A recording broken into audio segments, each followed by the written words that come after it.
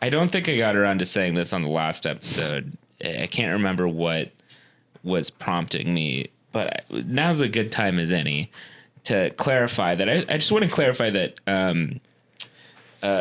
Pat Benjamin is not us. Yeah. I just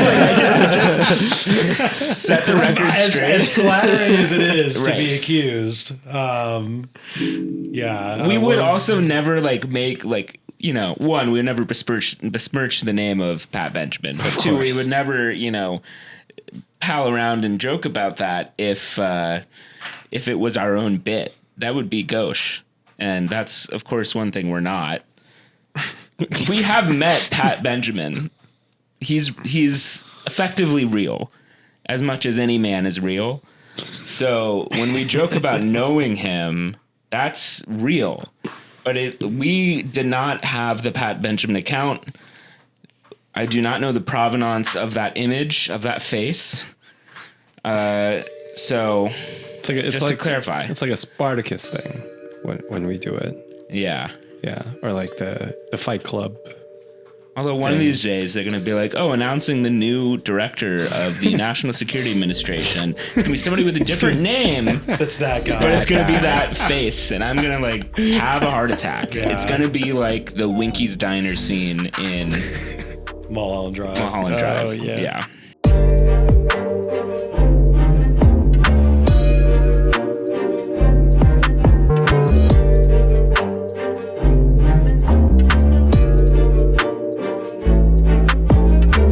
So I've considered the episode started at this point. We had a little bit of cold open banter, or not even banter, just discussion of tournaments that's probably going to get left on the floor. So I'm just declaring this started now so that doesn't happen again. It's episode 287 of View from 202. 2025. Yeah. 2025. It is. Are you feeling it? Well, it is the last season of America. Of MLS? Oh, sorry. Maybe. It might be the last season of MLS. We'll get to that. It's trending that way. Yeah. I think it being the last season of that feels optimistic in a weird way to me too. We're finally just gonna get some closure. That's all I've been leading to this. We've written the final arcs out for all the characters. We're getting there. We'll see. The Don Garber twist at the end is gonna blow your mind. It's gonna be like Vince McMahon getting into the limo. But it is kind of like, I feel like there was some sort of Nostradamus type pop conspiracy making the rounds that there's only gonna be 3 more popes, and they said this in the 90s, and now we're on the final pope. It's that way, but about Don Garber. Once Don Garber is gone, so goes the world with him. I'm now very suddenly nostalgic for Nostradamus. The bit of Quasimodo predicted this in The Sopranos. Remember when our conspiracies used to be more innocent and about eccentric Renaissance men predicting events? Yeah, you don't hear about Nostradamus much anymore. No. I wish we had Nostradamus instead, but instead we have the Red Bulls, who have been doing things sort of in the off season. This is an off season episode. This is not a preseason episode. We're in It's the Muppet February. Although the season is only 2 weeks away. Yeah, Somehow that really snuck up on me. We got the Coachella Invitational going on right now. Wow. Yeah. We're ready to. It's very close. The preseason team has played, apparently. We've had Who roster knows? cards on Twitter. That has really become less legible. Maybe I'm just older and busier. I don't know, but this feels like a less legible sort of event and part of the calendar now. The preseason games and everything. Yeah. Not to get back on our hobby horse, but back roughly 10 years ago, what have you, when the league was a little more intimate and a little more, had a little bit more care put into it. It was just kind of a thing for the diehards and whatnot to get on, YouTube or whatever to watch the games in Tucson or Bradenton or whatever that were it wasn't a huge production or anything, but they were filmed and you can watch them. And now somehow, despite joining up with the biggest corporation in the world, it's just like less of a thing now. On top of just there not being really any TV programming for the league, period, during the entire offseason, despite being synced up with Apple, but whatever. I guess these preseason games coming up in Coachella are going to be on like My 9 or whatever randomly, but Yeah, we can actually watch them. Yeah. The only thing I think I realized as you were talking, Cork, is like the reason I feel like all this is coming up so quickly is that we're not accustomed to watching the Red Bulls in an MLS Cup final. So Right. the actual duration of the season was just much longer than normal. So the downtime here is just so short and it's all crept up so quickly. yeah, it's Merton. That's one of the upsides of making a deep tournament run is that the off season is mercifully shorter. You did bring me back to memories of me turning on YouTube streams of these preseason matches in like my college classes and finding out for the first time who the heck Mike Grella is. Right. It was a lot more of like kind of a rewarding thing to like, it was a little bit, some slight hoops to jump through, but if you actually cared about the league, you didn't mind. Now it's supposed to be at our fingertips and all this shit, and you don't really get anything. What I imagined was it was just kind of like those preseason tournaments had like promoters and they were like given the rights to stream or whatever. And now that the league is decidedly owned or... Well, I can't believe I'm spacing here that I used to work on one of the big preseason tournaments in Charleston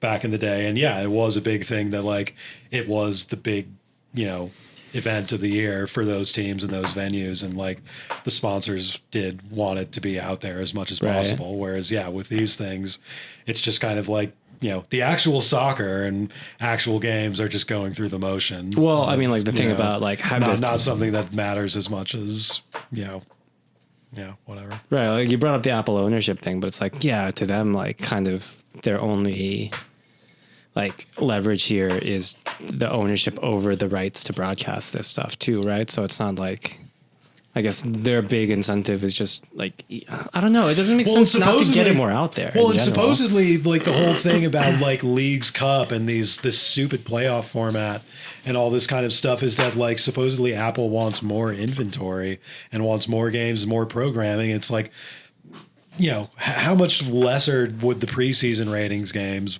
be for, preseason games are like where the same diehards who are subscribing to your regular service are like jazzed up after being, cooped up all off season. And, how much worse could the ratings be for the preseason games to put a production on than it would be for, just any random game during, like August or whatever. So I don't know.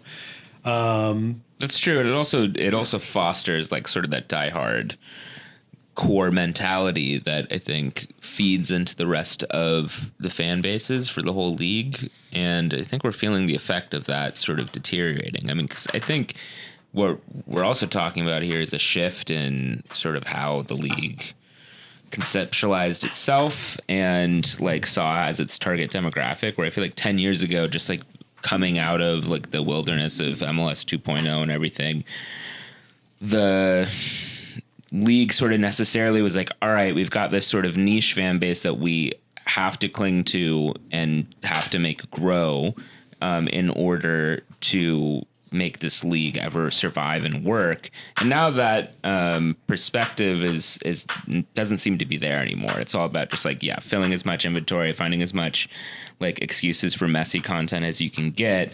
So there's not motivation to create like, or even just put up a stream of preseason games. There's not motivation to like even do a podcast about the league anymore. Because I guess the MLS announced that they're getting rid of the Extra Time podcast. Not that I've listened in a while. Yeah, well, they're canceling that for whatever overhead it had. They're apparently they're leaving the studios that they had in Manhattan to move to, I guess it's the WWE studio in Stamford.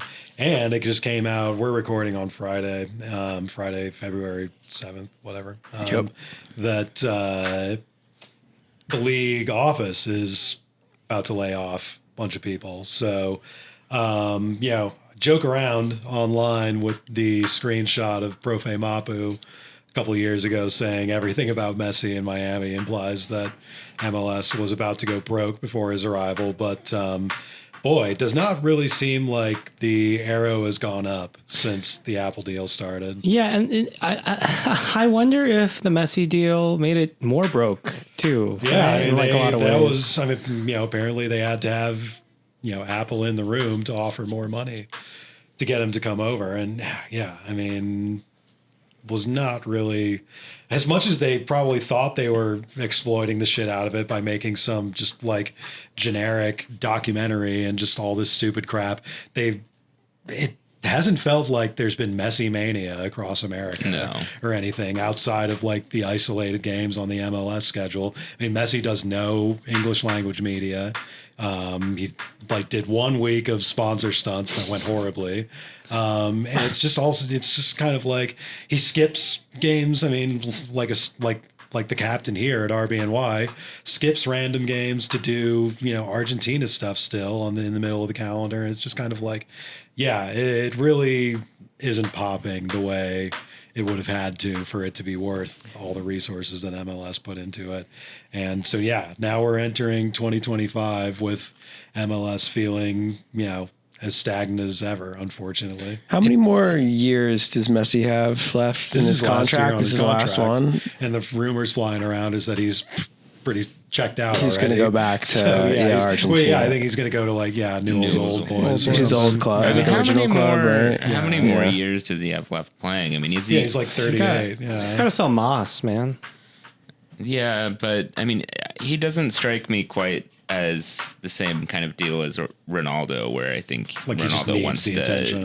like die on the field. Oh, I meant Moss as in his energy or sports drink. Right. Oh, is that a partnership with the Moss brothers? Maybe. I will say I was traveling recently on vacation in Latin America, and I did see a surprising amount of like Messi shirts for sale, and even some people wearing them.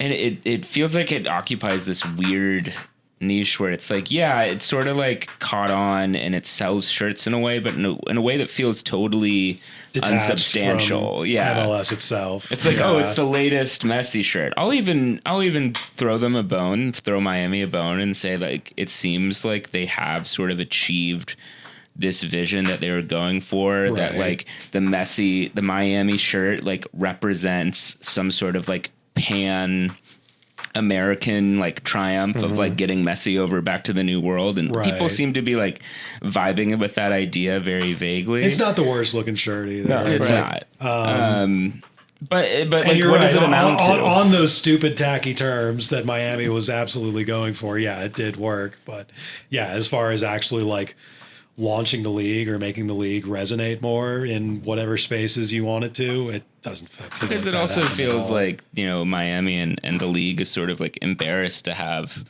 Messi just have like regular league games. They're manufacturing all these different sort of tournaments that they can put him in, the Club World Cup expansion, the I guess Campeones Cup and all that was already in the works, but the Leagues Cup, like all of a sudden being like this important thing once Miami won it. Right. And I feel like it sort of telegraphs the image that like, all of the league games, like don't worry about those. It's just like whatever Messi happens to win is the thing that we really want you to focus on. Like we've been saying is contrary to how people feel about it. Right. And the way that they're acting and going to games about stuff. Like it's weird that, for such a league that does seem to be entirely marketing hype in itself or like in its composition, that at essence people kind of just do gravitate going towards meaningful kind of historical matches like the regular MLS league regular season. Yeah. I mean, it's interesting. I think... Oh, the other part I was going to add on about the Messi jersey is that I don't know if you saw, but the latest new owner of a Messi jersey is fucking Javier Milei or whatever. Oh, yeah. Because the fucking Moss brothers went down and presented him with one. So, yeah, that's where MLS and its kind of place in the culture is at this point. real good stuff going into 2025. The shirt that they sent to Juan Guaido got lost in the mail because all of the mail was destroyed by Elon Musk yesterday, and was yeah. I mean, I think to me it, and we've said this before, it's like obvious that I think they maybe hit the bullet a little too early, and it feels like there's just been too much growth going right now. Because I also think you're seeing a thing where like the growth of the league is way outpacing any sort of chance of there being like any growth of culture in the league. Right. Because thinking back to like the expansions in Cascadia and everything, and like those by comparison felt very like methodical. That like you did Seattle. I mean, arguably it starts with Toronto, like as a expansion team with like a little bit of like a core supporters group and everything. Then you have Seattle, then only later Portland and Vancouver. And Lord knows at the time, and still, you know, we make fun of like Cascadia for being a little bit cringe. But like at this point, they were places with actual like kind of fervor for soccer and right. like an energy for it, as opposed to, I really want to say like,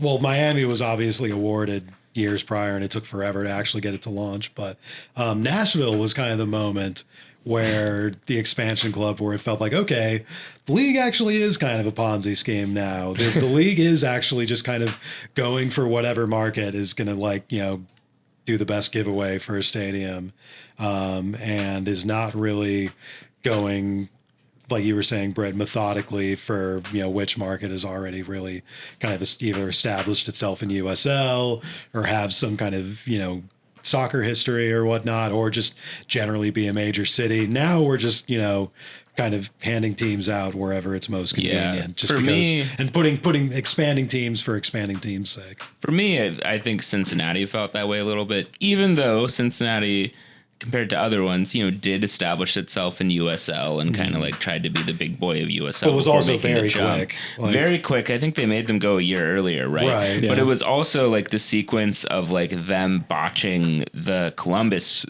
situation, right, achieving a weird you know, relocation, but then like refounding, and then citing a team so close to Columbus, when clearly you could tell that in a vacuum, the league probably would have not put two teams so smushed together on the map in a not very, you know, populated part of the country without a particularly strong soccer culture. All of that felt like, oh, okay, they just like want they need the money in the door. Yeah. Yeah, and I think that, like you mentioned it too, but like during the Columbus debacle with Precor or whatever, it just kind of laid itself like pretty bare about what the value is, right, in the league itself. And thinking about it in terms of like the culture that's been able to grow slowly, like Tifo put out a little video recently that I was pleasantly surprised with, that was like asking like why US soccer culture is so like lame. In other words, like they use like an athletic, like New York Times, like polite way to say that. And like they were a little bit more honest than I was expecting. And I don't think they quite address this point of like expanding too quickly like we are. But I think it's something that I feel like more people are noticing. It also caught my eye that like Connecticut is getting some sort of new lower league team or something. Oh God, that's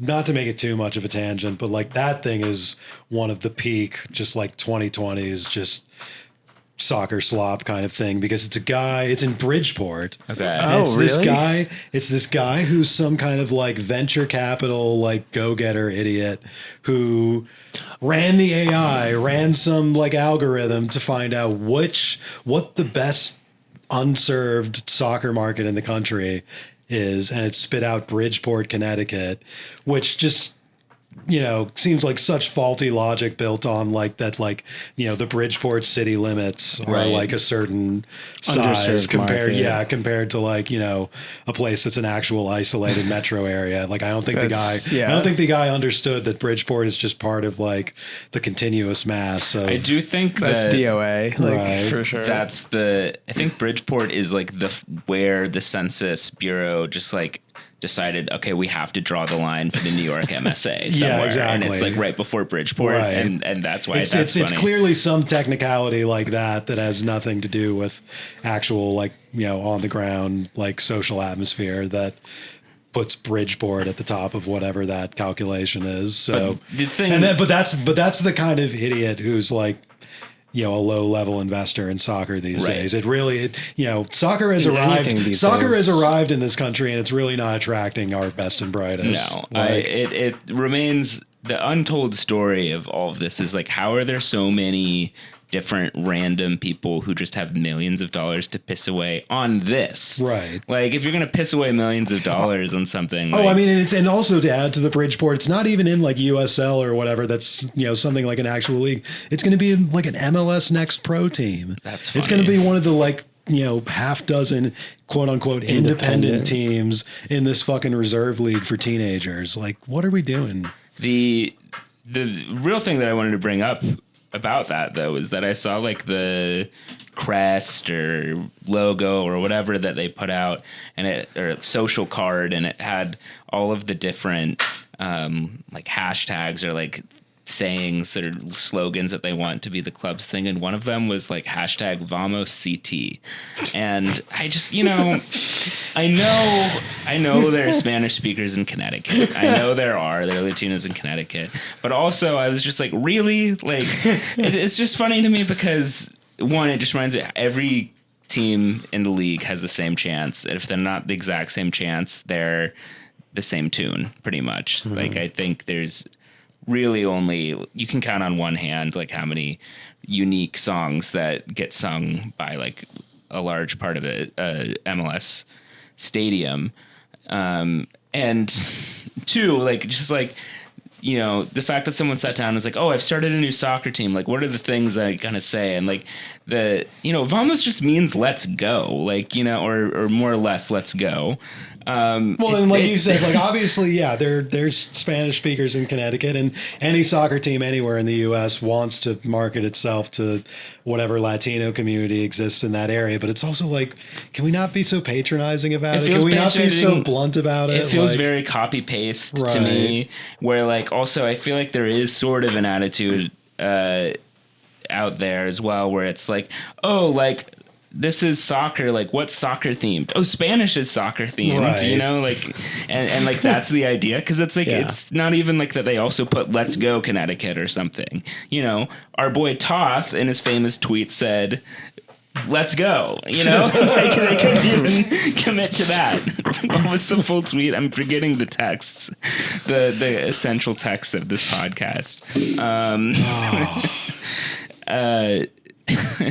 But it all just feels, I don't know. I don't think this is not like the predictions podcast. So, so don't invest anything based on anything we're saying. But suffice it to say, the last year or so of MLS has really started making me wonder, like, what would a contraction scenario actually look like? Because things look flimsier. And it's interesting to think about it, like, with all of the brick and mortar investment in the league right now, like, what does like an actual contraction look like when you've got a handful of pretty decent stadiums across the country, one even being built in New York City that's supposed to cost hundreds of millions of dollars? If the league has serious problems, what even happens with all of this stuff? Are we even confident that a new proper domestic league gets stood up? Or is it going to be like a weird Frankenstein, like constant, like it's always Leagues Cup? They actually will open up the pyramid. Oh, I've been mess. planning this. Oh, I was planning a thing about, they have this secret pro rel hammer that they're going to use to fix the entire economic system. Well, you never know, but They're going something's to unleash Ted. Does Q have a button in the Ted? Wow. I'm like actually kind of really expecting Ted to like get arrested outside the Treasury any day. Like, actually, like 100% that would happen. he would be at the front of the line for a liberal January 6th. Yeah.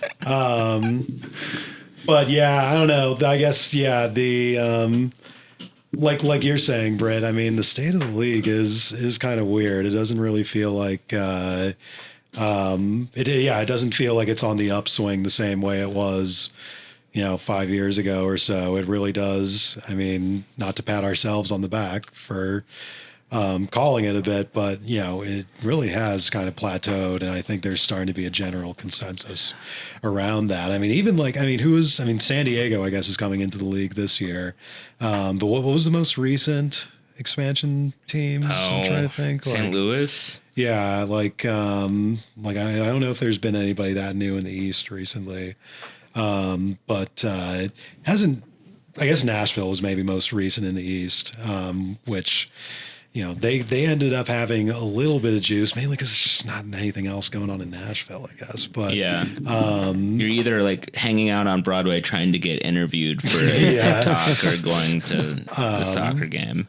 But it doesn't feel like the last few expansion teams have been any sort of like unprecedented thing compared to where we were with Atlanta and even going further back, Cascadia, like you were saying. I mean, it really does feel like things have kind of stagnated and plateaued, and there is some pretty tangible evidence that the league is tight on money these days. Go ahead. We need an Alberta team.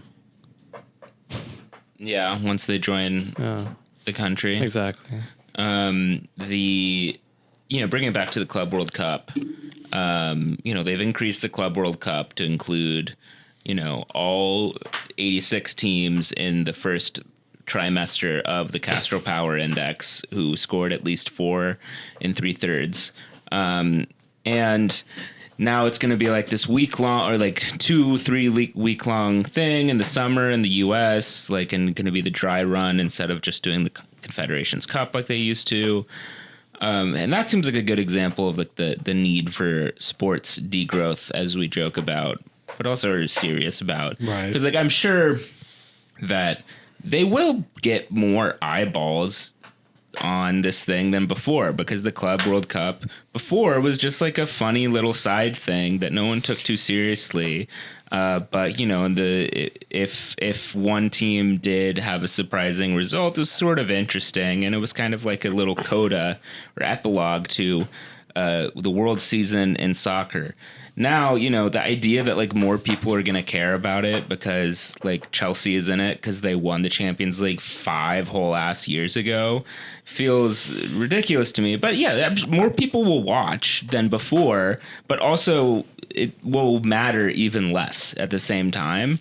And it feels that way with like the Champions League too, going to this like big thing. It wasn't until Jonathan Wilson pointed out that the Champions League basically became a soft European Super League now with this new format. Like it all kind of just feels that way. And bringing it back to MLS, the league did issue that like big graphic of all of like the competitions that everyone is qualified for.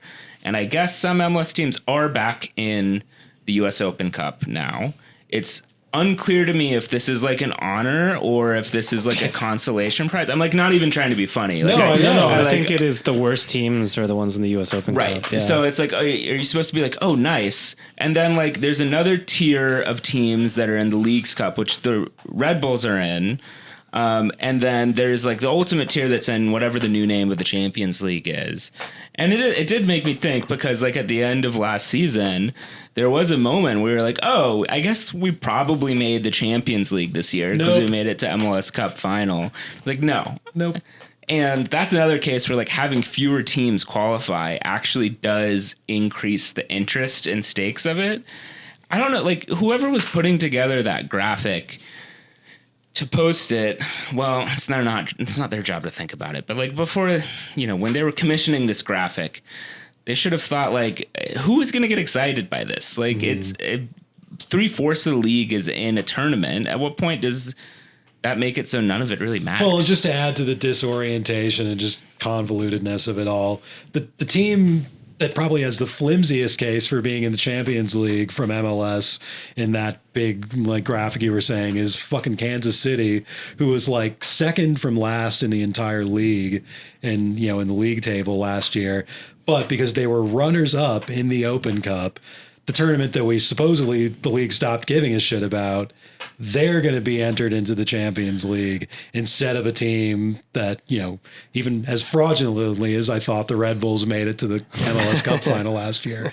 I feel like that should matter a lot more based on the rhetoric and posturing of the league last year than the runner-up in the Open Cup. Is that only because they just decided not to participate in U.S. Open Cup last year? Is that they're giving it to the runners-up? I don't know. I mean, the fact that people. I mean, we're not as like diehard as we were, a few years ago when the club was doing better. But we're four of us here are all pretty.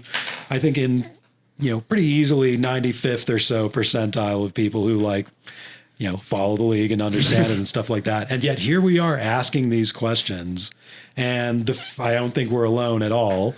I mean, the fact that it's this unclear, just what you're even playing for, where you are in the league, what a second place season in MLS does for you versus a sixth place season or whatever. The fact that that's completely inscrutable and unclear until you've done like an hour of research is just not how it should be. And it like, as much as there's obviously match congestion in places like England or whatever, it feels like you're supposed to earn match congestion a little bit, You're supposed to earn having a busy schedule. Oh, look, like you're supposed to, by winning out, you gain access to a new tournament, not just, you're in this different kind of tier of tournament. There's a nice little equilibrium in both North America and Europe. I mean, about FA Cup and US 5 Open 10 years Cup. ago, 5 or 10 years ago or so, where it was only like maybe a half dozen teams in whatever league that had extra games to play.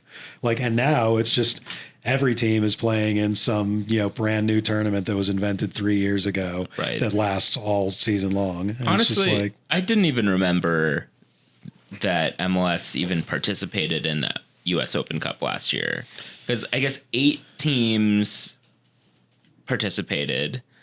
I couldn't tell you what the rationale was for those 8 teams. Again, like with this year, genuinely don't know if it was like a punishment or a reward. Right. And what the rationale was. And I also say, when my vacation recently, one place I went was Antigua, Guatemala, and it took me back to remember Antigua FC. Mm-hmm. We played them in the CONCACAF Champions League, the group stage. And those group stage games are fun. On the other hand, I get from a financial perspective why CONCACAF was like, this is not working. Right. No one went to them. And I can't, I will have a reality check with myself that I can't expect them to just like sort of float that expense forever. But part of me also wonders whether it was a better long-term investment to have games like that, because having those funky, small, little group stage games in that tournament makes the later games feel more important. Now when you have something like Leagues Cup, like you get drawn into a sort of random group where you're playing like New England and you might play Tigres right off the bat. And it doesn't make it so if you play Pumas in like the quarter or semifinals, it feels like it matters more because you're just constantly playing like a random assortment of Mexican and American teams, and there's no sort of sense of escalation. Yeah. It doesn't feel like these are only the elites. It's just a random grab bag. Right. And that sense of scarcity is one that like feels earned, or like you kind of like, it's special because of its thing. Whereas like, I feel like this Club World Cup scheme where they're trying to make it this every 4 years tournament, maybe just like drive hype like the World Cup, or maybe for some people like the Olympics or something, like that artificial scarcity is just so, I think, like transparent and like not, it doesn't mean anything. And you mentioned Olympics. That's before we even get into the stuff that's happened in the international game with Nations League and just, all this stuff. I mean, it's just become so much. Anyway, the Red Bulls have signed some players. The New York Red Bulls, what goes on there? Yeah. They're playing, who are we playing in 2 weeks? I think we're playing one of the Ohio We are playing teams. Cincinnati. Yeah. We are going to hell or whatever they call the rivalry. That was Hell is real. That's the Columbus and Cincinnati rivalry, though. Right. Right. That's So right. I'm going to Hitler Stadium. For some reason, I thought it always pops into my head that phrase means like that's Cincinnati's nickname Right. for their stadium. By which But, I like, mean, George Hitler, the 34th mayor of Cincinnati, proud German American before the war, of course. But there's been some comings and goings at the club.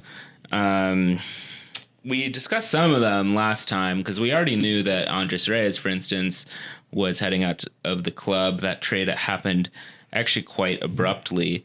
But in the time since, we've had a couple other departures. Pour out your dressing because our man Elias Manuel has the departed salad the club. days are over. Yeah, a player who I genuinely really started to come around on. Yeah, actually. I mean, perfect 2020s Red Bulls to have the guy who was actually maybe starting to kind of show a little bit of his shape in the squad. Got to get him out of here. Yeah, and it seemed comfortable in his role. Wasn't necessarily demanding to be the star guy, in 90 minutes. And as like a last 20 minutes or whatever sub striker, like had a bit of pop to him and like could actually change the dynamics of games. But also love a random, wonder goal from a guy that just pops that out. I mean, that's like classic cult player material right there. Right. And genuinely, I do have a soft spot for the fact that he really coined the framing device of this era that is salad. Like I Must be salad. that was like genuinely useful. Just a very for poignant sense thing, of poignant and well-timed thing to Right. have fallen into our lap. Well, hopefully that means we're progressing beyond the salad era. Yeah, I mean, I guess by definition we're beyond the salad era, but we now is the time of monsters. A new era cannot yet be born. It sucks that apparently that's not even the Gramsci quote at all. Apparently someone just like completely made that up or totally botched it. But Elias Manuel, who did we trade him to again? Salt Lake. Salt Lake. And just for money, right? Yeah, like 70K or 700K. Yeah. I hadn't thought about this until now, but it is weird that he's still in the league. I will Yeah. say he sort of was my go-to example of my gripes about our striker recruitment strategy of just kind of picking up like a bunch of roughly Half measures. half measure guys. So I will acknowledge he did sort of puncture through the mist all with that said. However, we still kind of have pursued this same strategy because we have finally signed the long sought target. The household name, Victor Bogasz, has come over from Poland and for about $2 million. Oh, wait, what was the name of his club? It's got to be like a household name club from the Polish second division, Bold. right? You don't even know it off the top of your head? What's wrong with you? Hold the fort. Call yourself a podcast host? Hold the fort. We have Meads Legnica. I don't know how to pronounce the Z with the accent on it. Miedz Legnica. That feels more accurate. Miedz Legnica. And is GN? Is that like an Enye? Lenica? I don't know. Who knows? I think you need to. They need to share the computer in Poland to get you the pronunciation. No, that's rude. All right, I will disavow these rude comments, anti-Slavic comments from my co-host. I am surprised that Victor Bogasz is only 20 years old because we've been pursuing him for 10 years now. Yeah. He's the key to all this. He's a striker. He's about $2.4 million. I guess if this were 7 years ago, I'd be saying, wow, the fact that we are so set on this guy as a target Makes me bodes think, well. Yeah, it makes me think there was some inspiration behind this, Right. but who the hell knows these days, the salad days. Yeah, supposedly he's, I guess he's kind of taller on the taller end, like 6'2", 6'3", maybe kind of a target man. But boy, I don't know how much you could project from scouting the Polish second division, because I watched some of the tape of him, and as much as he is, getting on the end of some balls and putting them in the net, boy, that looks like a very slow, very unsophisticated league. How would you compare it to your scouting reports of Matthias Jurgensen?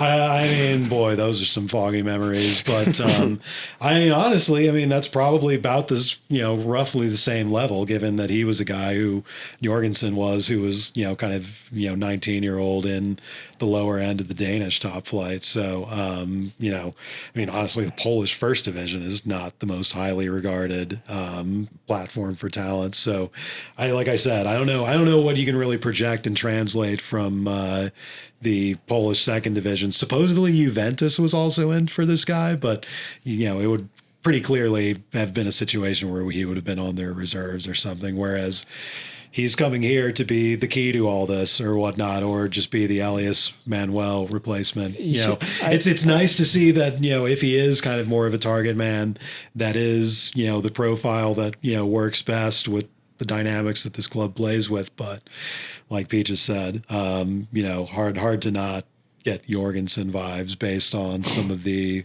kind of pedigree and club background, track record, yeah. Or Yengor vibe, honestly. But I would charitably say we outbid Juventus to sign our star Wunderkind. Right. Although it's unclear to me whether they even want us, they being the Red Bulls, want us to view this as like our wonder kid next thing signing. Yeah, as usual, it's pretty unclear how important which signing is, which I guess will probably become a theme as we get through the rest of this episode. Because speaking of strikers, we can just go back and forth between in and out here. Yeah. Our other big incoming transfer is Chupo. Eric, who I was going to mention Chupo. Well. Chupo Trap House. Yeah. That's us. Glup Chupo. Glup Chupo, yeah.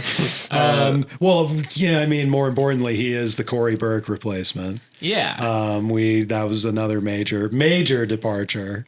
Was Corey Burke just not getting his contract renewed. But I hear there are vibes with this Chupo guy. There are vibes. Well, yeah. Well, we all know that Corey Burke was the vibes signing. I'm becoming a little bit less comfortable with this comparison. Yeah.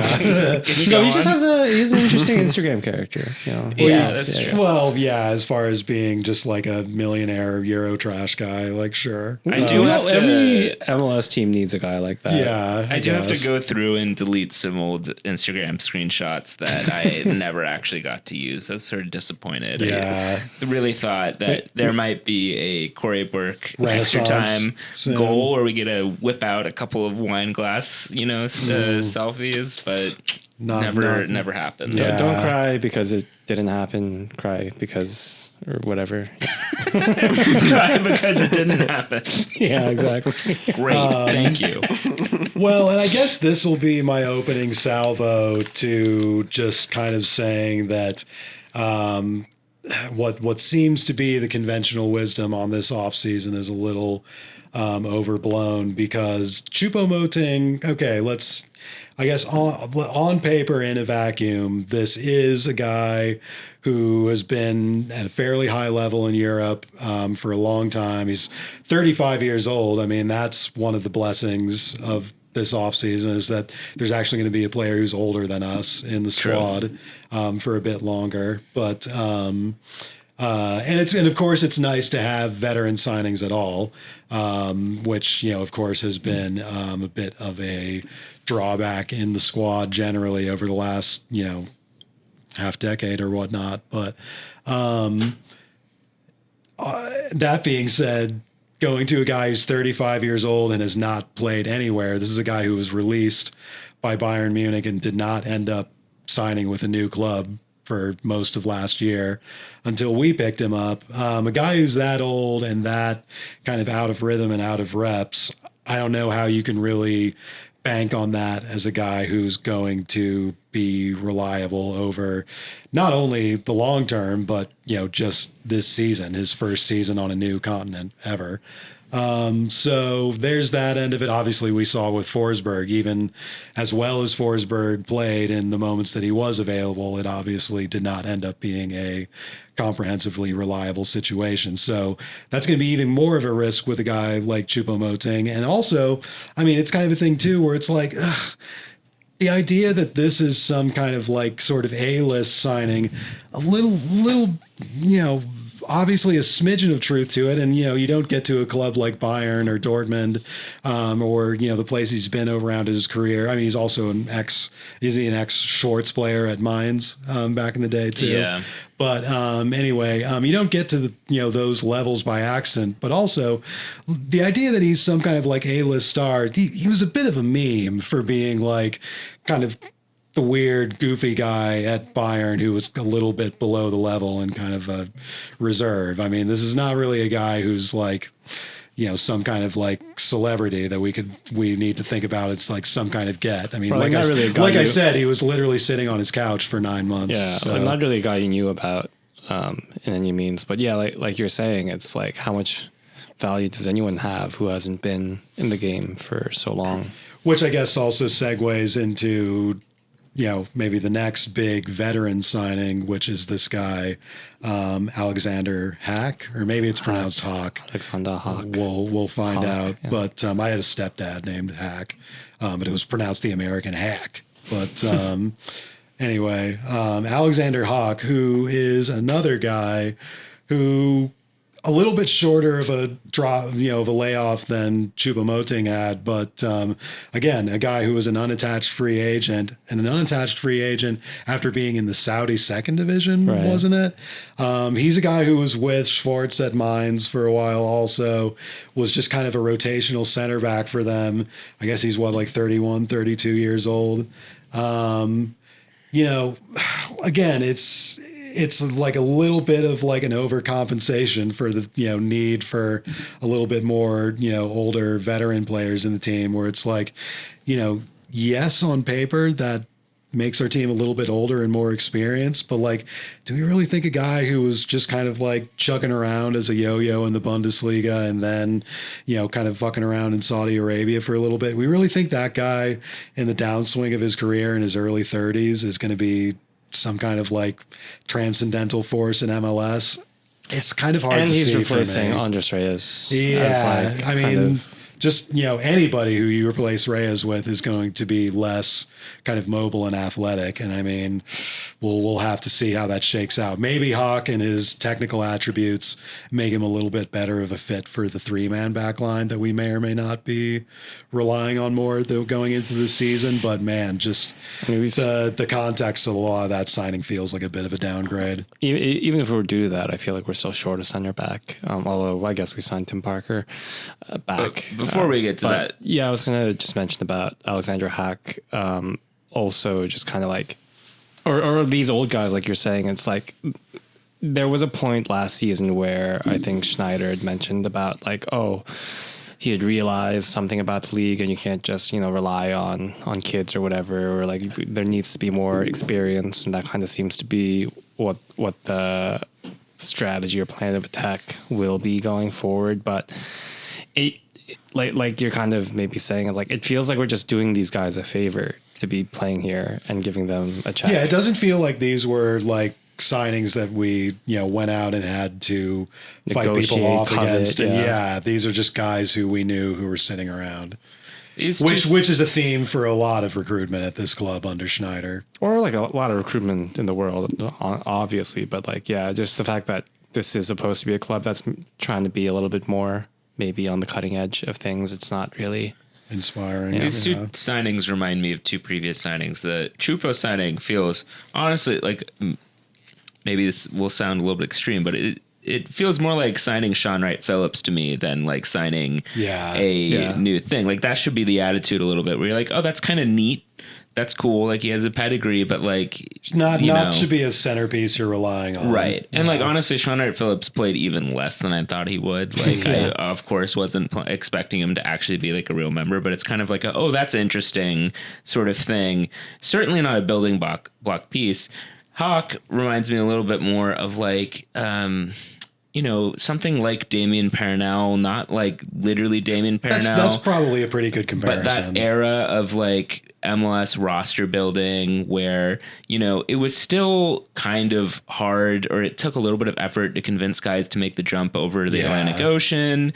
You would probably have to get an older guy and like, had some experience in the European league, but like was a little bit of a flawed player. And you're like kind of taking a bet on him staying healthy, and you're kind of approaching this and your reaction to signing this player as a fan is you're like, oh God, I hope he's comes out well like a Damien Parnell player ultimately did, and he stays healthy like Parnell did not. But again, it's not like, yes, we fucking got him, boys. Like here he is. That's completely out of whack.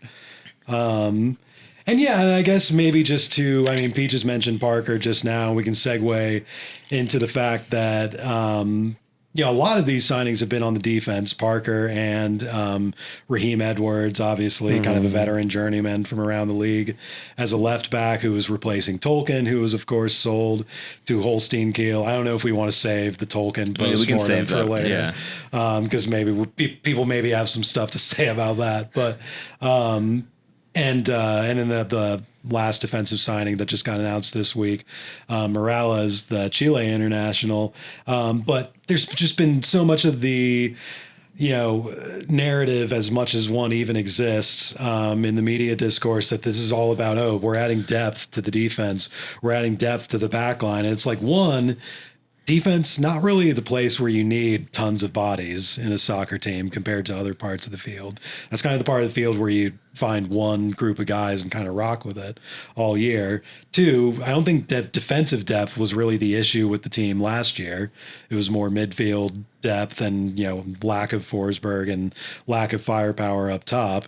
Three, are any of these guys depth? Like, we're going to be deeper than we were last year, but we're going to be deeper as a team that was 7th place or whatever last year. Like, when you're deep with the personnel that we have here, that just means you're replicating 7th place form, no matter who's on the field.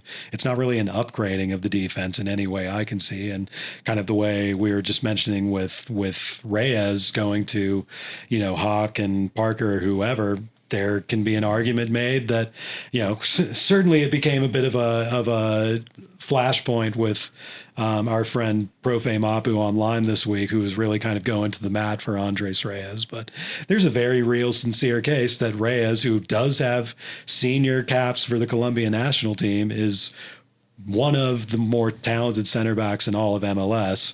And replacing him with this, there's a not inconceivable case to be made that the defense has been downgraded a bit, even if there's more bodies. So, also, both like Hawk and Parker were free agents, These are not guys we had to go out and, claw for. It's not clear to me why.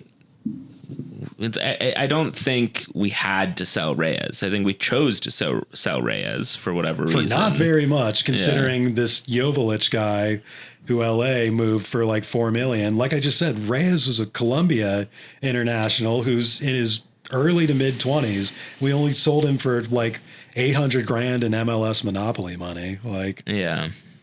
So I'm not, there's a question mark there, especially considering that Isla kind of lost form and lost the confidence of the manager towards the end of the year. It's not clear to me who the starting center backs even are. And, hey, maybe that's not the end of the world. Maybe it can be some healthy competition. And Schwarz seems a little bit more competent at like setting healthy parameters for that sort of thing compared to Struber. But suffice it to say, I agree that it's question marks. It's not like a clear upgrade on that front. Yeah, I mean, that's kind of the theme of this whole offseason generally for me, and why I just don't vibe with the idea that this is some kind of like, watershed upgrade of the squad. Because it's a lot of like, like I was saying a minute ago, mind you, it was like a 6th, 7th place level team the last couple of years, but getting rid of a lot of known entities from that team over the last couple of years, guys. Like we mentioned, Manuel, we did get rid of Frankie Amaya last summer. We're losing Reyes, losing, wasn't there one Tolkien?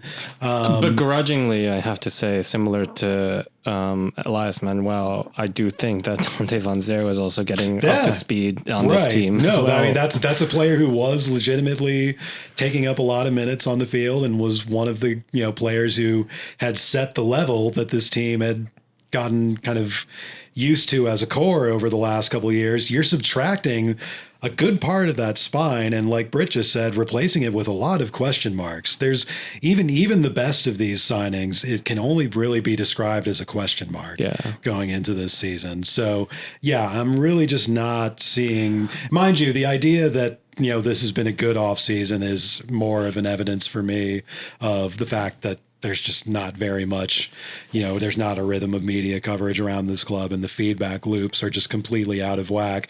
And the only time that people are really thinking about the club is just when there's a press release about a signing going out and people are like, oh, cool, we made a signing. But beyond that, when you actually look at it for more than 5 seconds, I don't see how anybody could be really jazzed up. Well, I think the one thing that is impressive to me about this off season, and like is kind of the crux of all the issues too, is that impressively they were able to offload a lot of that team as well. Like I think like getting rid of Anzer, like I didn't really expect that to happen, but I'm like kind of pleasantly surprised that it did. Right. I mean, they have done business that feels slightly different. I will say I have a vague memory of saying this last year too, that, they have executed moves regardless of what the moves they are, whereas usually we're a little bit more used to just like things dragging on and everything being, slowly taking place, and then the players don't actually play forever. So this, to the extent things feel different, it's because of that. But that there is activity, like in an absolute sense, you mean? Yeah. Which is a low bar. I guess we should also just mention that Lewis Morgan signed an extension, which is sort of surprising. Apparently he just really wants to stay here, which, 7 years ago would have been like, hell yeah, we did it. Now I'm sort of like, is he thinking straight? Like, what's going on with that? Maybe he's just comfy. I mean, I think he was recovering from injury last year. He did not set the world on fire last year, it must be said too, but he did work his way into like the Scotland squad. Not that Scotland is on top of the world, but it still speaks to catching the attention of your national team manager. Apparently had a little bit of attention from some championship level teams in the UK. But it's probably a thing where, he's I think 28, 29 now. I mean, probably at a point where it's like, man, going back there and trying to fight for a starting job at one of those like chaotic clubs is probably not going to be as fun as just, sitting here where I'm kind of like a, centerpiece, a part of a club, and just kind of we'll get a decent salary here for the next couple of years, and that all makes sense. But like you're saying, Brit, a few years ago when the team was actually doing well and it felt like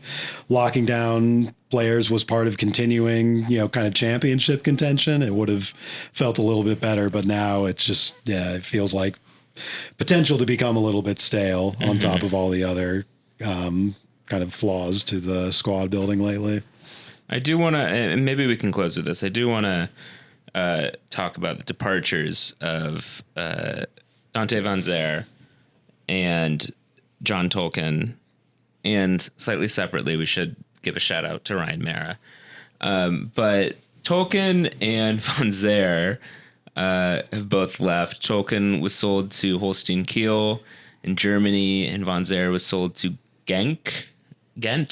One of the GENs. One of the Ghent. I think it was Ghent. in Yeah, Belgium, Ghent. and he's already scored for them. Yes. Aren't you Which excited? I have to say is the departure of two of the more controversial figures, I guess, in the team's recent history. But also like very emblematic of their era.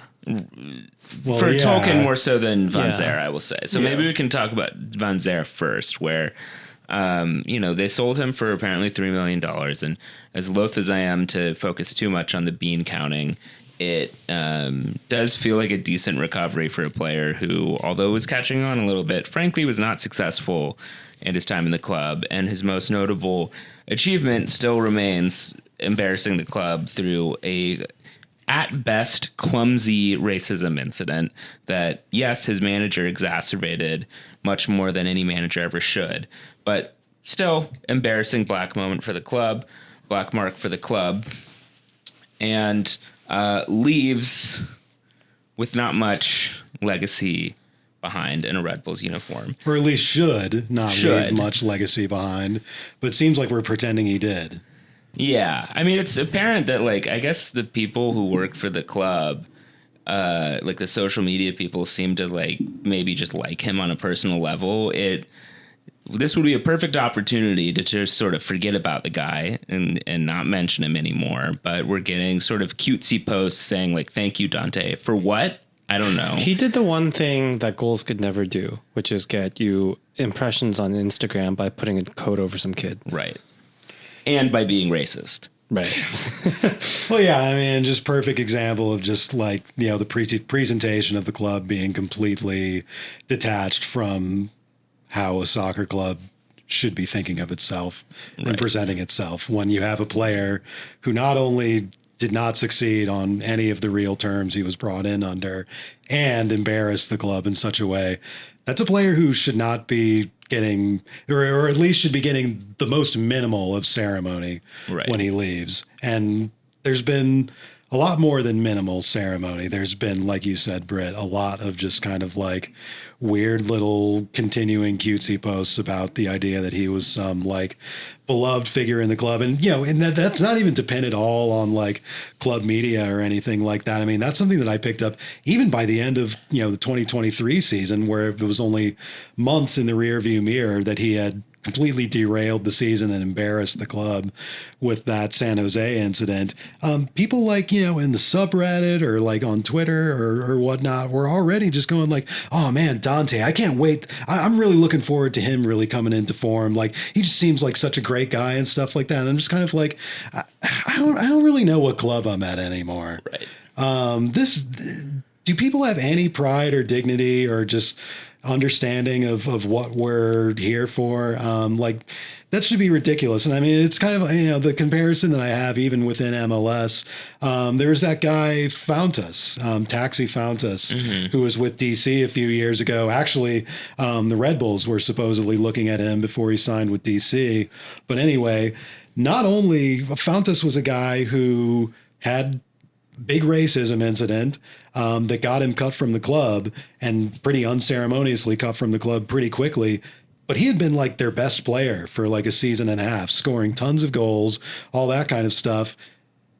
And he just got shuffled away and forgotten about. Meanwhile, we have this guy Van Zer who, I mean, it can't be overstated how bad he was. I mean, this was a guy, this was a guy who was like one of the most expensive signings of recent times at the club, was advertised as some sort of savior who was finally going to be the goal scorer that the Schneider-Struber regime had, honed in on, and was going to finally fix what was wrong with the team. And he was absolutely terrible, even by just the standards of a mid-striker signing. I mean, this is a guy who scored like single-digit goals in an entire 2 seasons where he was a starter, just astonishingly unproductive. And again, Do you forget that he's a proven... shockingly forgotten that he completely embarrassed the club and ruined a season. And yet this seems to be the general conventional wisdom about him. Like I said, it makes me wonder what club I'm even following anymore. You forget that he was a proven goal scorer and a Golden Boot winner before he came here, right? Apparently, To the extent that he started showing himself as a relevant player or getting into the team. It was as a sort of second striker complement piece at best. And even then, and it was also a very much of a reach of just like, oh man, isn't he doing good? Right. Isn't our little brother Dante finally making it? It's just like how people get into that mentality about a guy who, I'm sorry, like when you do something like that, it should disgrace you. You should have a bit of a scarlet letter on you, and you should be held to a much higher standard. And we got the opposite. And the club should not be like pre-manufacturing your shirt at the club shop. You know, like it may be a little bit too much to say they shouldn't make his shirt. You know, like if you're in a territory where you shouldn't make a shirt, he shouldn't be on the club. Which, you know, maybe he shouldn't have been on the club. But this is all to say, if you bought a Dante Van Zer shirt, or if you expressed any sort of Dante Van Zer attitude, I'm willing. Let's grant a total amnesty. You know, let's just agree to never talk about it ever again, and just forget it. You know, and we can look past it, because what a weird chapter in the club history that I would like to think that we can move beyond, because as I think Cork very eloquently laid out, certainly not a player that you have to wring your hands about like, oh, whoa, but he was influential. He wasn't. He was only influential off the field in bad ways. So I will not be missing him. I will not be following his career to the extent that it may continue to exist.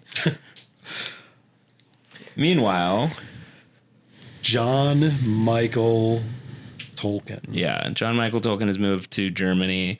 Tolkien, I think, it presents a much more interesting case of being truly like a little bit more of the emblem of this team in the sort of an era. Yeah, COVID era, I would say. I mean, when did he make his debut?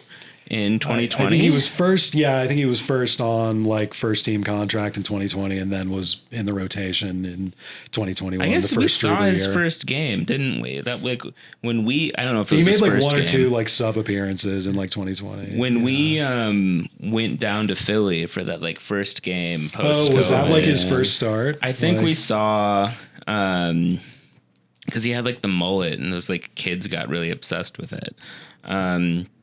Anyway, Tolkien's a different case because, like, unlike Van Zer, you know, John Tolkien is not a bad player, and it was another case where, sort of with a vacuum of other things to cling on to, he kind of became the face of the club because he was the latest academy kid, local kid, and was getting some national team sort of attention and a little steady trickle of rumors that he might eventually go abroad one day. And without much else to hang your hat on, he sort of became the face of the club.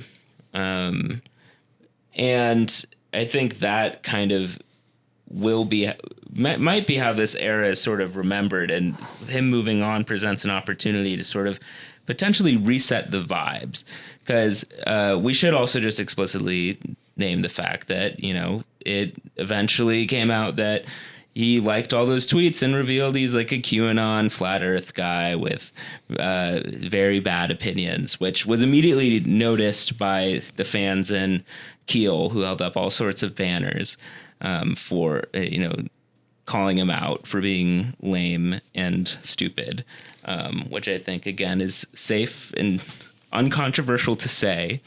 Not saying that he's canceled. Lord knows he's not canceled. He has a new job. But anyone can just point out that not very impressive opinions that he holds. And that was another case where it became increasingly awkward that this kid was maybe the face of the club and in such a lackluster period for the club.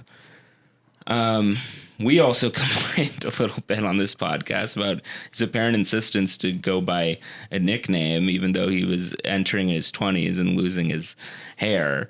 I don't think I will be missing the John Tolkien era of the New York Red Bulls, even though he was not a bad player on the field. And I think it's a case where if it were a stronger era on the field and we had bigger personalities on the field, he would not have been thrust into that sort of emblematic role that he ended up taking on. And it's actually interesting to actually take it into more of a soccer end, because you kind of laid out all of the sort of cultural elements of the Tolkien legacy. But in an actual soccer sense, yeah, Tolkien actually was a decent, reliable player.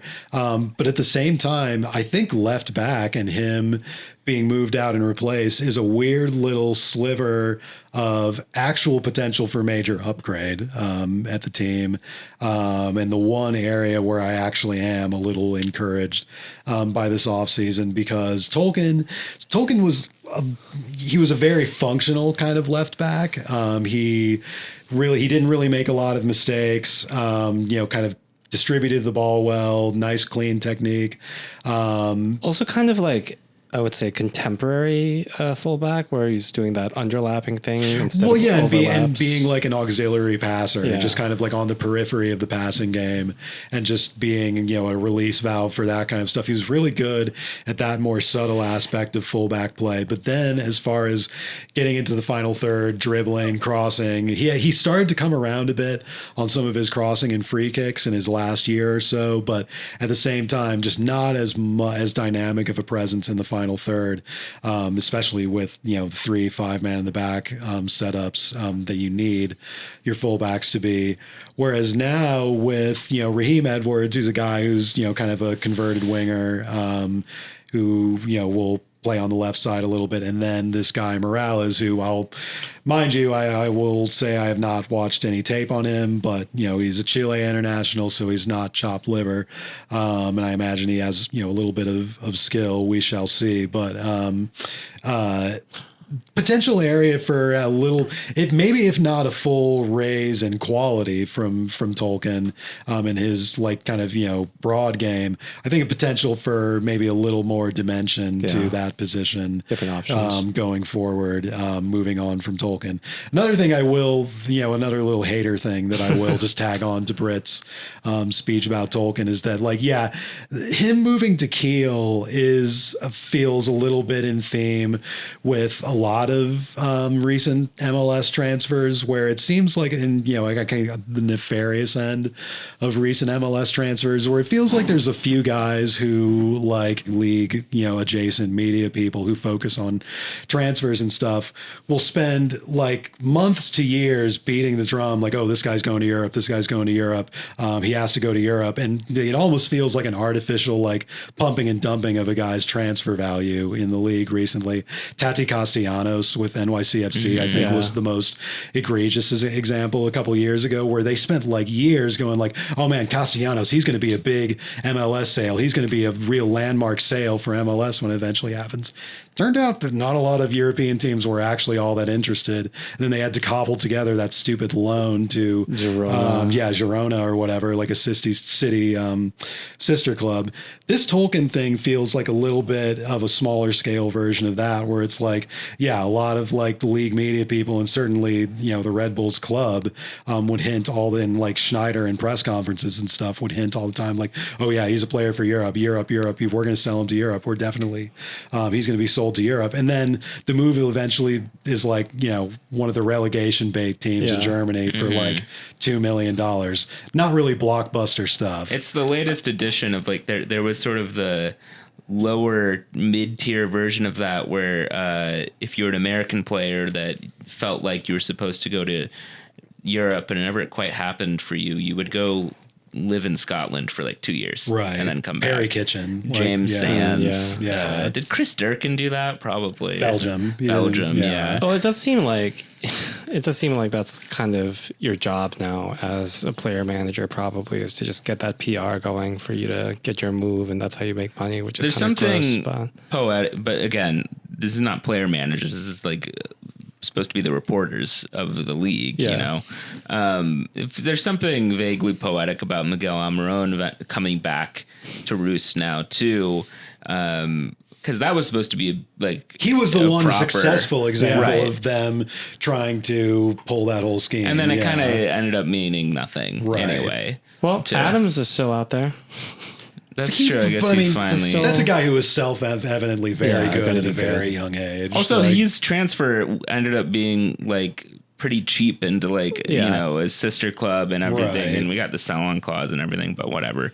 It actually was a weirdly less hyped than it should have been transfer ultimately. But maybe this brings us back to like kind of where we started talking about like the tone around the league and everything, because it is reminding me a little bit of that thread, the discussion that like Andrew Weeby was doing, sort of mourning the death of extra time, but also commenting on some of these new moves that Atlanta's doing, and just like getting, I think, really sincerely in the weeds about like transfer values. Oh, and the sale that Columbus did to whoever, and being like, oh wow, I misread the details. It's actually 16 million. Like, this is like crazy. And it's like, I think you've forgotten about the part where you have to convince me why I care about these things. Like, I actually, like, we were excited. The league was excited about like the Almiron sale and like Tyler Adams moving over because of how they were playing on the field,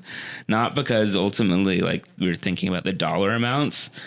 And I think that people have genuinely like started like flipping the two, and, It also caught my attention how like we the whole point of a player is to be a transfer asset and a potential windfall, as opposed to being a good player on the field for several years. Talking about like invoking the like sickos thing, which comes from like other sports discourse thing, and I feel like it's crossover into soccer has totally not worked at all. Like it doesn't make sense. One, like you can't want to be one so badly. It kind of, you have to be a little bit ashamed of it. Like you have to, you know, because like, for instance, there's this baseball analyst that I kind of like the foolish baseball guy, like will joke about being like a analytic sicko, and he'll like have a little bit compiling these like absurdly obscure stats and stuff. He'll have like a joke about it at the beginning of his video, but then it'll be like, actually though, like sit down and shut up. I'm going to talk to you about spin rate for 20 minutes and like actually do it.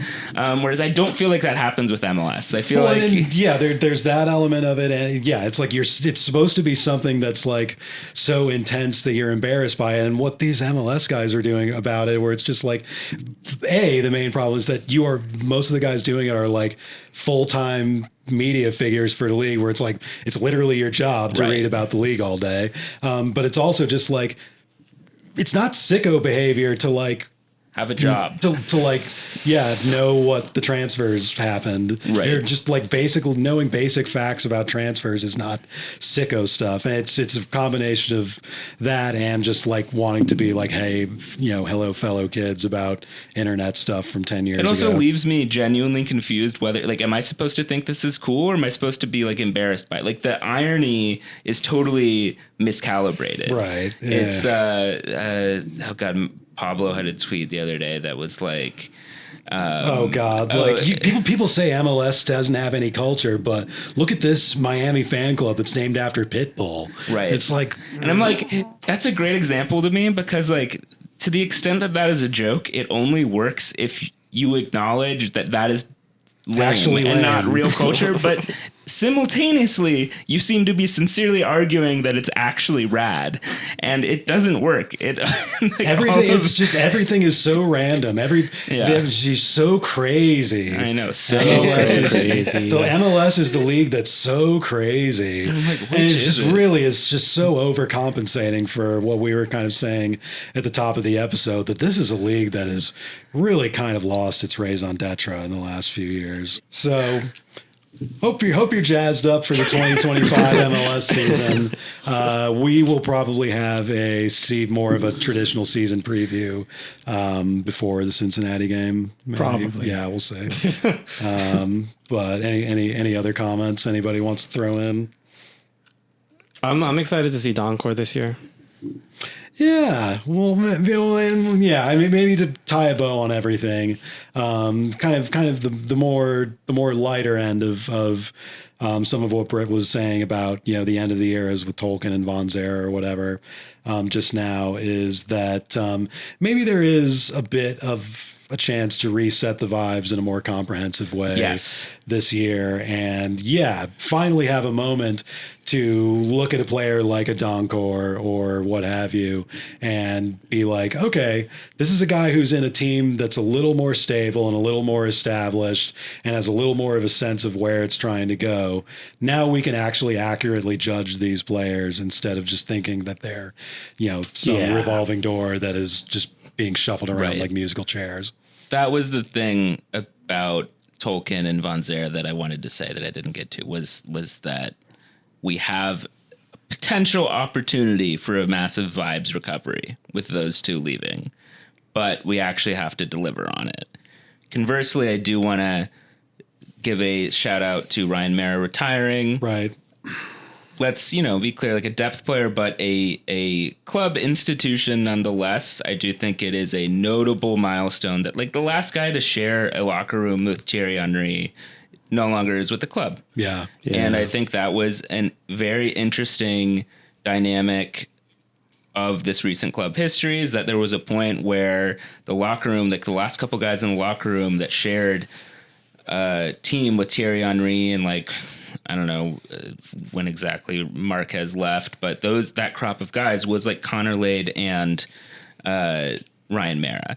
And it's a very interesting cross-section of American soccer history in that guy's career, even though he didn't end up getting on the field as much as he would have liked. I think a interesting note to contemplate. And, I do wish him well and hope that he is, in fact, the last ever player to play for both the Red Bulls and New York City FC. Right. But he was a one club man his whole career. I mean, that puts the city line puts a little bit of a wrinkle lot. into He it. did play only once for them, and I believe he had a howler, sucked, right? Yeah. and they lost the game 1-0. Nice. So it kind of went as best He's as all it right. possibly Yeah. could. So But it is a very real thing to have, even if it wasn't with, a somewhat well-liked era that he dates all the way back to. It's a real thing to have that sort of continuity at a club in a locker room. And, I mean, it's one of the intangible things that is kind of important. It's not the end of the world when you lose one of those intangible things, but it does always kind of, change the energy a little bit, certainly. And, we'll have to see how it goes. It was a very real thing that was easy to take for granted for a literal decade and change at this club, that there was a fairly reliable professional backup goalkeeper. Yeah. right. And not having that is going to be, it's probably not going to be super relevant a lot of the time. I mean, we have Coronel, who's a top level keeper and, hopefully will be for a while, but not having that, for cup rotation or, occasional injuries and stuff like that, having a Ryan Mara who, obviously had a, very good, very impressive rookie season before being kind of shuffled into the background, having that level of player, was a bit of a luxury. And, like a lot of other things we were saying about the changes in the squad this episode, now it's, a small question mark, but another question mark nonetheless. Mm-hmm. I mean, I don't think it's necessarily that small. I think, a backup keeper can make or break a season sometimes if, Right. your main guy gets injured. And, We have what now? We have Put it all on Marcucci. He was on loan, right? Well, he was on loan in Finland last Yeah. year. Not the highest level, and it's a guy who's really never, was a college draft pick, has never really played that much at professional level, and complete unknown for whatnot, unless you rate MLS Next Pro games, which I'm sorry. Yeah. And then I guess we have this kid Stokes, who's an academy teenager who has some Welsh national team caps. But You guys remember David Jensen? So I was just thinking about I was him. thinking about him. Yeah. It's like, when was the last nondescript goalkeeper? Well, it was playing just for like the I was club? thinking that we got lucky getting Cornell so quickly Yeah. after that, Jensen wasn't even entered. that bad. He was pretty ordinary. Right. Amazing hat game. We had the hat. True. Right. The hat game. I will say with Pedrino, the old equipment manager retired now, and Yeah. Mara retired. think it really is a break with the past. I mean, now of the arena club. name change too is like, Yeah. it is definitely feeling We've transitional. entered the Sports Illustrated Stadium era. Well, and maybe again to tie together a lot of this episode too, and just the general assessment of the off season, there is that sort of new era. But also to, do away with the impression that this is now third off season in a row where people are pretending like, oh man, let Jochen Schneider cook. Like, let's finally Jochen Schneider's going to fix the team. It's just like, actually, no, this is going to be his fourth season. The results so far have been not very impressive. I think if this is another dud season, you have to question whether this is a management regime worth keeping in place much longer.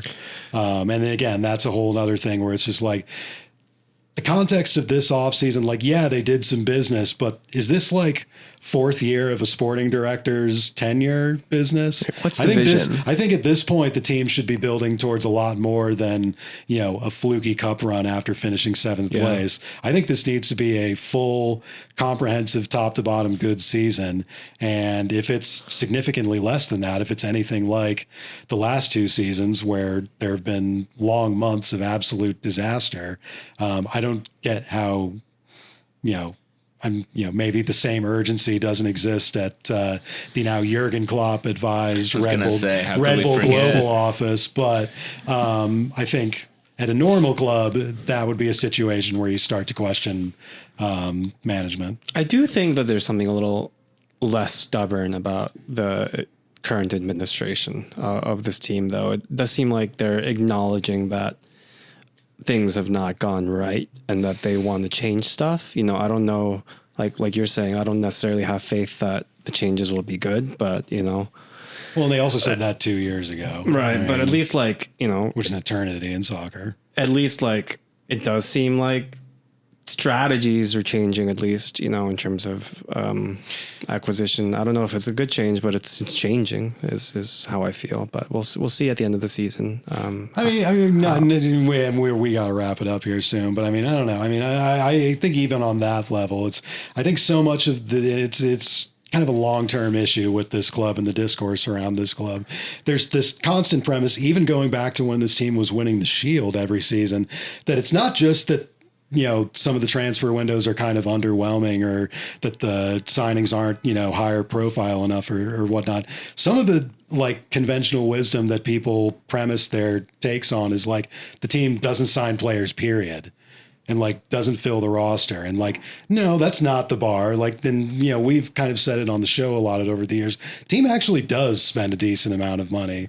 It's just not with any sort of coherent plan, at least not for the last 5-6 years. And the idea that this is any sort of change to that, I don't really see it. So, yeah, my parting thought on Klopp as well, which I had completely forgotten about, is that, seeing the photos of Klopp holding up the kit and all of that. On the one hand, Jurgen Klopp's at the training facility, obviously going to take a photo of him, post it. On the other, when I see this photo, what am I supposed to get excited about exactly? What is his job? We've had other guys sign in and be the football consultant. Supposedly Mario Gomez was hired for this and paraded around a couple of years ago. I will say Klopp, unlike Emil Forsberg or Chupo, genuinely famous person. Right. I will say that. Genuinely famous person. Somehow he's in these Trivago ads on regular American TV funny. And is not even identified as Jurgen Klopp at all. He's just some weird German guy. Just a European guy. I'm genuinely like you said, Brit, he is a genuinely famous guy in the soccer world. But outside of that, maybe 10% of the general American population would know who he is. Just I feel even on Frank Thomas's Cialis commercials, he has to be hello, I'm White Sox first baseman Frank Thomas. Remember me?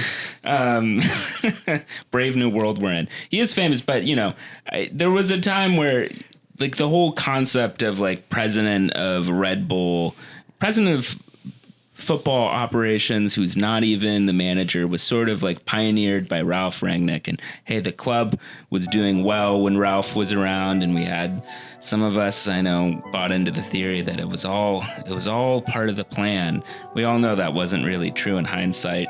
And So when I see a picture of Klopp holding up a kit and I don't really know or understand what his job is, it's like, okay, like this is another image I'm being prompted to respond to, and I don't know what the correct answer is. So we will see. Yeah. The game always answers your questions.